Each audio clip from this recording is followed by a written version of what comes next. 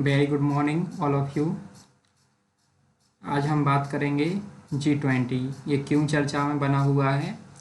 क्योंकि अभी हाल ही में माननीय प्रधानमंत्री नरेंद्र मोदी जी द्वारा 2023 की जो बैठक होने वाली है उसके लिए नया लोगो दिया गया है।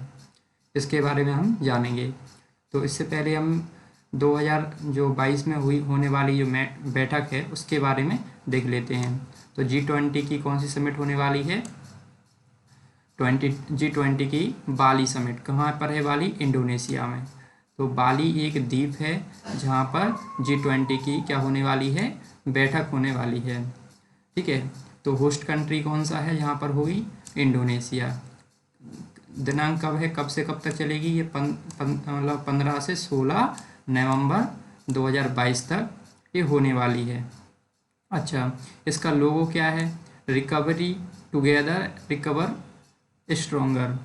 ठीक है, recover together and recover stronger. हमें सबको साथ में रिकवर करना है और मजबूती के साथ रिकवर करना है। इसमें इंडोनेशिया की भाषा में आप देख सकते हो फुलिफ बरसोमा बंकिट लेबिन कोएट। ये इसी की लैंग्वेज में है, इंडोनेशियाई लैंग्वेज में बोलते हैं। राइट। तो हमें उससे कोई लेना देना नहीं है, हमें तो इतना पता होना चाहिए कि रिकवर टुगेदर रिकवर स्ट्रोंगर ये है हमारा लोगो। अच्छा, कौन से सिटी में होगा ये? नूसा डुआ। कहाँ है? बाली। ठीक है। कितने पार्टिसिपेंट्स हैं या कितने इसमें भाग लेने वाले सदस्य हैं? तो आप देख सकते हैं G20 मतलब G20 20 मेंबर हैं। कौन कौन से वो अभी देखेंगे।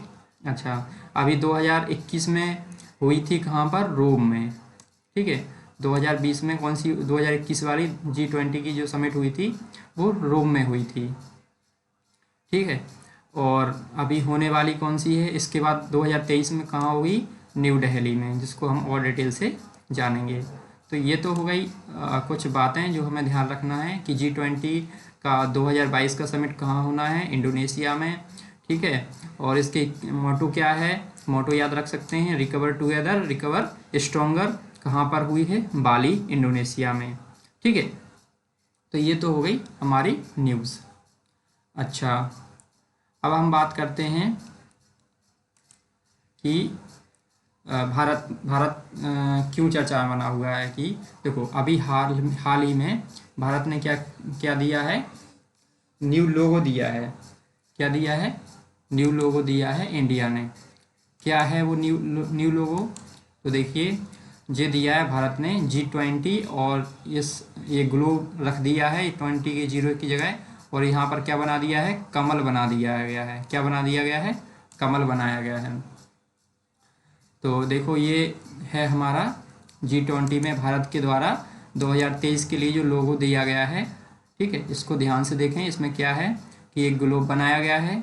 इस ग्लोब के ऊपर क्या रखा है? कमल रखा है। अच्छा, ये कमल किसका प्रतीक है? तो आप देख सकते हैं कितनी पंखुड़ी हैं? 1 2 3 4 5 6 और 7। अच्छा, तो ऐसा आपने पढ़ा होगा कि 7 कौन कौन सी चीज़ें हैं। देखो 7 महाद्वीप हैं और 7 समुद्र हैं, महासागर और 7 महाद्वीप। तो 7 महाद्वीप और 7 महासागर। ठीक है। 7 महाद्वीप और 7 महासागर। राइट। तो इनको प्रतीक के रूप में लिया गया है। ठीक है। तो 7 महासागर और 7 महाद्वीप। ठीक है, उनको प्रतीक के रूप में दिया गया है कि 7 महाद्वीप और 7 महासागरों को जोड़ने वाली अर्थव्यवस्था का संकेत है ये। ठीक है, उसी को ध्यान में नरेंद्र मोदी द्वारा दिया गया है। कब के लिए गया है? 2023 के लिए इंडिया ने। अच्छा, इस पर क्या लिखा हुआ है? वसुधैव कुटुंबकम। मोटो क्या है? One earth, one family, one future. ठीक है। तो ये तो हो गया हमारा लोगो। अच्छा, और चीज़ें तो इसमें आप देख सकते हैं कि जो 2023 का होने वाला है मतलब इसका होस्ट कंट्री कौन होगा? 2023 में इंडिया होगा। कब होगी ये बैठक? ये होगी 9 से 10 सितंबर 2023 को। ठीक है। इसका मोटो क्या है? One earth, one family, one future. संस्कृत में क्या बोलते हैं, वसुधैव कुटुंबकम, one earth one family one future. ये अपने इंडिया की गवर्नमेंट पॉलिसी का बहुत ही फेमस हम कहें कि ये तरीका बन गया है। वन नेशन वन ग्रेड, ऐसे बहुत सारे, वन पेंशन योजना की बात हो रही है, वन इलेक्शन की बात हो रही है, हम कहें वन वर्ल्ड वन ग्रेड की बात हुई थी जो 2000 COP26 हुआ था उसमें। तो इस प्रकार से वन राशन कार्ड, ऐसी बहुत सारी ऐसी योजनाएं हैं जो इस तरीके से लाई गई हैं भारत सरकार के द्वारा, जो कि अच्छी बात है। One earth one family one future इसका मोटो आपको याद रखना होगा। अच्छा, कहाँ पर होगा ये, प्रगति मैदान, प्रगति मैदान दिल्ली, ठीक है। सिटी कौन सी है, न्यू दिल्ली, इंडिया। कितने पार्टिसिपेंट हैं, G20 यानी 20 मेंबर हर बारी होते हैं। इससे पहले कौन क्या हो, 22 में कौन होगा, बाली में, जो कि अभी होने वाला है। 24 में कहाँ होगा, ब्राज़ील में, ठीक है, कहाँ होगा, ब्राज़ील में। तो ये तो हो गई हमारी फैक्चुअल बात। अच्छा देखो, मोदी जी ने कहा है कि ये क्या है, एक हमारे लिए बड़ा अवसर है। क्या है, आप देख सकते हैं, बड़ा अवसर है G20 की अगुवाई भारत के लिए, ठीक है। इसमें क्या किया है, G20 देश के जो समूह हैं उनकी अगली बैठक के लिए लोगो, थीम और वेबसाइट मंगलवार को प्रधानमंत्री नरेंद्र मोदी ने जारी किए हैं। तो अभी अपन को 75 वर्ष हो चुके हैं आज़ादी को, तो इस पर एक अवसर को एक बड़े मौके के रूप में देखा जा रहा है। इसमें 130 करोड़ भारतीयों की शक्ति और सामर्थ्य के प्रतीक के रूप में दर्शाया गया है नरेंद्र मोदी द्वारा, ठीक है। अच्छा, और इसकी कोई खास बात है जो न्यूज़ में आया था, दैनिक भास्कर से मैंने लिया है। इसमें क्या है, इसमें एक चीज़ आपको ध्यान रखनी होगी कि यहाँ पर एक चीज़ है कि जो G20 का महत्व क्या है। देखो, G20 का महत्व इस बात से समझा जा सकता है कि इसमें 20 देशों की इकॉनमी, कितनी देशों की, 20 देशों की इकॉनमी, कुल आकार का कितना है, कुल वर्ल्ड इकॉनमी का 85%, कितना परसेंट है, 85%। साथ ही वैश्विक कारोबार का कितना है, 75%, कितना, 75% इन देशों के बीच ही होता है। मतलब 85% वर्ल्ड इकोनॉमी का ये पार्ट रखती है और 75% ये कारोबार के भाग रखती है। और टोटल कितनी जनसंख्या है, 67% जनसंख्या इन देशों में रहती है। तो ये बहुत अच्छा फैक्ट है। अगर कहीं पर पूछा जाए मेंस में तो आप लिख सकते हैं कि G20 इकोनॉमी का क्या महत्व है, G20 का। तो महत्व यही है क्योंकि ये इसका महत्व इसमें है क्योंकि 85% ये वर्ल्ड इकोनॉमी को कवर करती है और वैश्विक कारोबार का 75%, जो कि 67% वैश्विक जनसंख्या को कवर करती है, ठीक है। तो ये हम हमारे देख सकते हैं, यशस्वी नरेंद्र मोदी जी हैं, आप देख ही सकते हैं। और ये हमारा लोगो है। यह भारत की परंपरा और ज्ञान को एक साथ दुनिया को दिखाने का अवसर के रूप में मोदी जी कह रहे हैं, ठीक है। अब हम बात करते हैं इसके सदस्य देशों की। तो इस सदस्य देशों को याद करना बड़ा दिलचस्प है। यहाँ पर हमें 2-3 चीज़ें एक ही साथ मिल जाती हैं। G7, तो G7 कंट्री में आप देखेंगे US, UK, Japan, Italy, Germany, France, Canada. देखो याद कैसे करेंगे, US और UK, US UK हो गया और फिर जापान, 3 हो गए। फिर क्या है, इटली, जर्मनी और फ्रांस, तो इटली, जर्मनी, फ्रांस हो गया और कनाडा। तो 7 कंट्री तो ये हो गए। और 8वां कंट्री कौन सा था, रसिया। तो 8 कंट्री टोटल मिला कितना हो गया, UK, US, Japan, Italy, Germany, France, Canada और रसिया, ठीक है।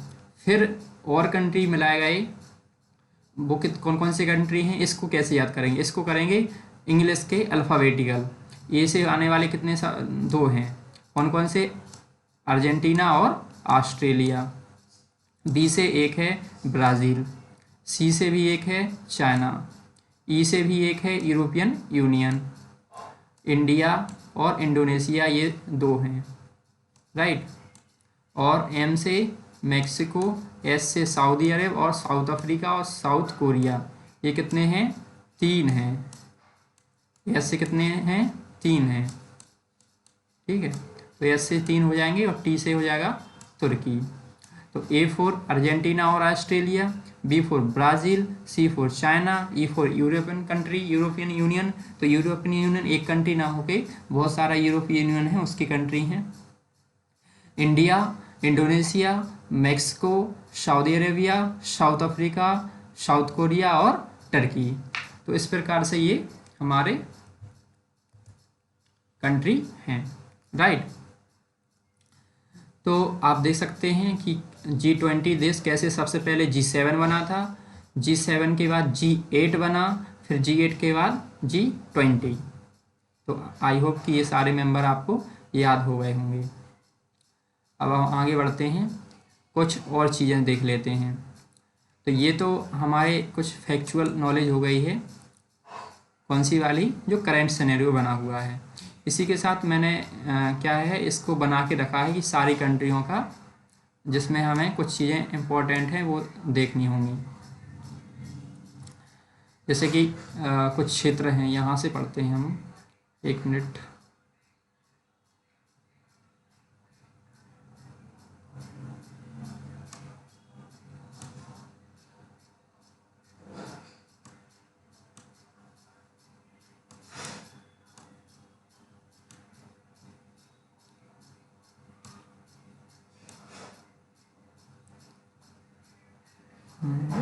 कहाँ से? यहाँ से, हाँ ठीक है। तो कुछ ग्रुप्स हैं जो हमें जानना चाहिए। कौन कौन से ग्रुप हैं, इनके बारे में देखते हैं। तो पहला जो ग्रुप पढ़ने वाले हैं हम, शंघाई सहयोग संगठन, SCO। तो SCO में कौन कौन से मेंबर हैं? तो देखो पहले SCO जान लेते हैं, शंघाई सहयोग संगठन। तो शंघाई कोऑपरेशन ऑर्गेनाइजेशन, इसे क्या बोलते हैं? SCO बोलते हैं। यूरेशिया का राजनीतिक, आर्थिक और सैनिक संगठन है, जिसकी स्थापना 2001 में शंघाई में हुई। इसमें क्या कौन से जो मूल रूप से कंट्री थे? चीन, कजाकिस्तान, किर्गिस्तान, रूस, ताजिकिस्तान और उज्बेकिस्तान। इन लोगों ने मिलके बनाया था SCO। ठीक है, और बाद में बहुत सारी कंट्री और भी मिल गए। मुख्यालय कहाँ है इसका? बीजिंग और चाइना। अच्छा एक चीज़ और, G20, G8 और G7 इनका कोई मुख्यालय नहीं होता है। ये जिस कंट्री में होते हैं वही उसकी अध्यक्षता करता है, वही होता है। लेकिन इन अदर जो हम पढ़ रहे हैं मतलब संगठन, तो इनका मुख्यालय होता है। जैसे कि शंघाई का क्या है? बीजिंग, चाइना में। तो इसमें आप देख सकते हैं कि मेंबर स्टेट, तो मेंबर स्टेट ये वाले कलर के हो गए। ये जो कलर दिख रहा है ये मेंबर स्टेट हैं। कौन कौन से हैं? चाइना है, कजाकिस्तान है, किर्गिस्तान है, Russia, Tajikistan, Uzbekistan, India, Pakistan. तो ये कंट्री जो हैं मेंबर कंट्री हैं। ऑब्जर्वर कंट्री कौन कौन से हैं?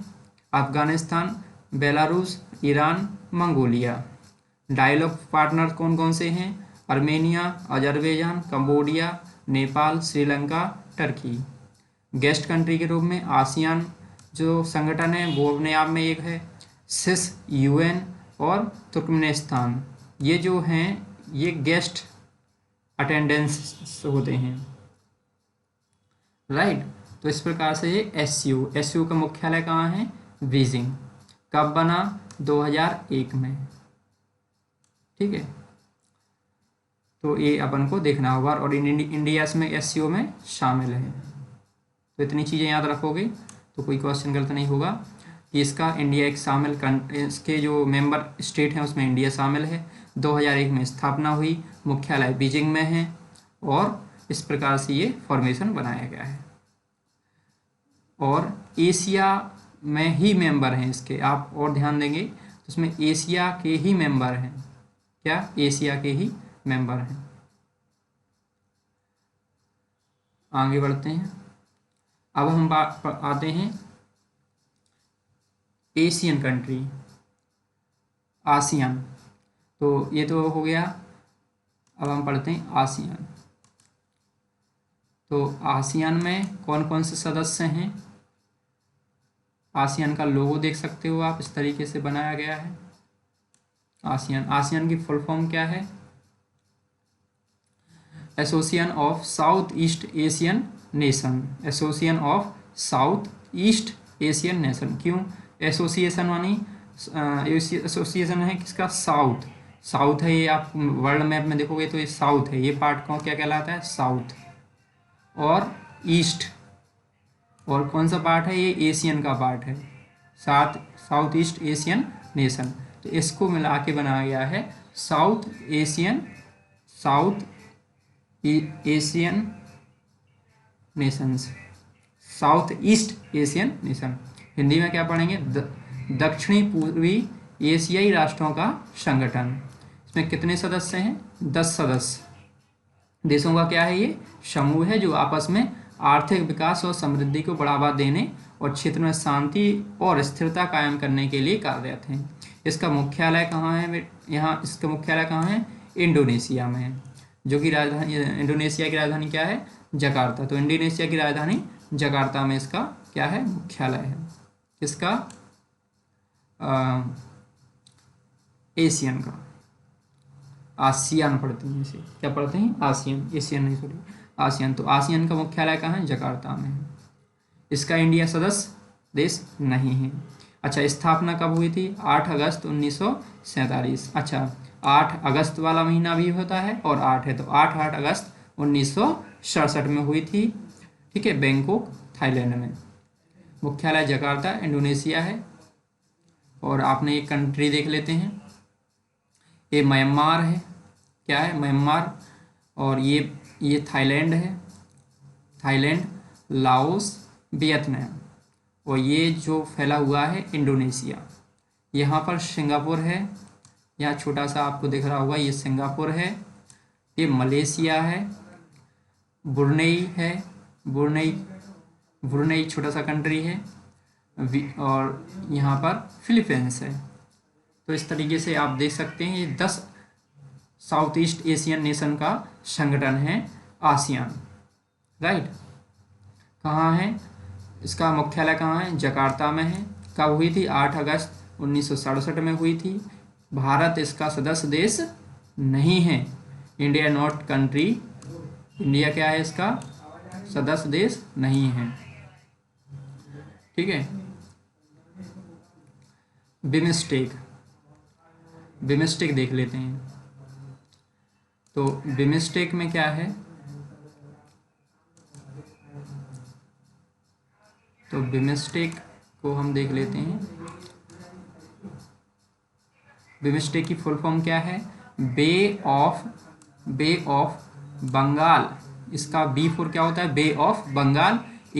आई फॉर इनिशिएटिव, और initiative for multi sectoral technology, T for technology, E for economic और C for cooperation. Bay of Bengal, initiative for multi sectoral technology and economic cooperation. ठीक है, तो ये आपको फुल फॉर्म यहाँ पर ही लिखी हुई है, bay of Bengal initiative for multi sectoral technical and economic cooperation. BIMSTEC क्या है? बंगाल की खाड़ी बहुत क्षेत्रीय तकनीकी और आर्थिक सहयोग पहल है।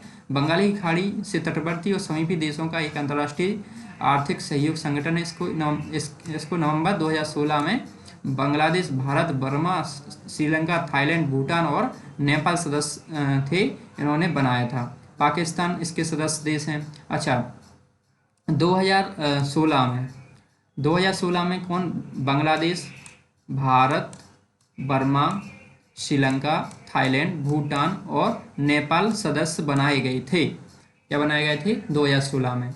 शुरुआती रूप में नहीं थे। अच्छा, इसकी स्थापना कब हुई थी? 6 जून 1957 को। तो 6 जून 1957 को इसकी स्थापना हुई। राइट, और वर्तमान में अगर हम देखें तो इंडिया भी एक कंट्री है, नेपाल, भूटान, बांग्लादेश, म्यांमार, थाईलैंड। 1 2 3 4 5 6 7, तो टोटल कितना है? 7 कंट्री इसमें शामिल हैं। 6 जून 1957 को की थी। बे ऑफ बंगाल, ये बंगाल की खाड़ी है, तो बंगाल की खाड़ी से जुड़े हुए जो हमारे कंट्री हैं, श्रीलंका भी है और इसमें नेपाल और भूटान भी शामिल हैं।